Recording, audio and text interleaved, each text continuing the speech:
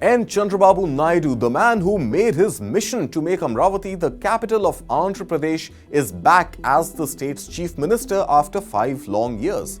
And hours after he was sworn in, the farmers of the state who were protesting for 1,631 days, that's 4.5 years, finally removed their protest camps. Celebrations on the return of Chandrababu Naidu were on display as farmers danced in joy, distributed sweets and sprinkled colors. Naidu's comeback is also the comeback of Amaravati as the state's sole capital. And there's revived hope for the city's long overdue development, something that was overturned by the previous government. The farmland owners who had given up their land in the hope of development had then begun their protests. In May this year, when Andhra Pradesh went for state assembly elections, it was not just about electing representatives in the assembly, but also the quest for the state's new capital. Amaravati's story has seen a fair share of twists and turns. It all began in the 2014 state elections run-up when Naidu pushed Amaravati as the state's capital. This was done after the then Andhra Pradesh was bifurcated into Telangana and Andhra.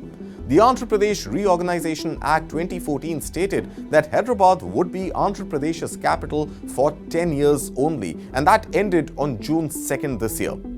Considering this, Naidu kick-started the work on his dream project when he became the state's chief minister in 2014. A year later, in 2015, Prime Minister Narendra Modi laid the foundation stone for Amaravati, and with that, the work on the project, whose estimated cost was a whopping 21,000 crore rupees, had finally begun. As per the initial plan, the city was spread over 217 square kilometers. That roughly translates to about 53,600 acres of land. And here is where farmers come in.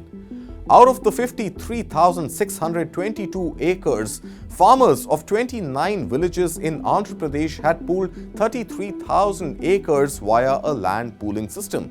Naidu had done door-to-door campaigns to make farmers believe in his vision of making Amaravati an epitome of ambition and modernity. However, the tide turned in 2019 when the Naidu-led government was ousted. In the 2019 state elections, YSRCP's Jagan Mohan Reddy became the chief minister.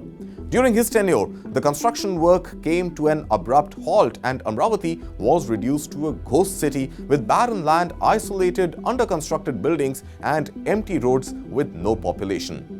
The halt on the construction works irked farmers, hoping to see Amaravati being built as a grand capital. And if that was not enough, Jagan Mohan Reddy took another decision that sparked an agitation. He reversed Chandrababu Naidu's earlier decision and proposed a tri-capital formula with Visakhapatnam as the administrative capital of Andhra Pradesh, Kurnool as the judicial capital, and Amaravati only as the legislative capital.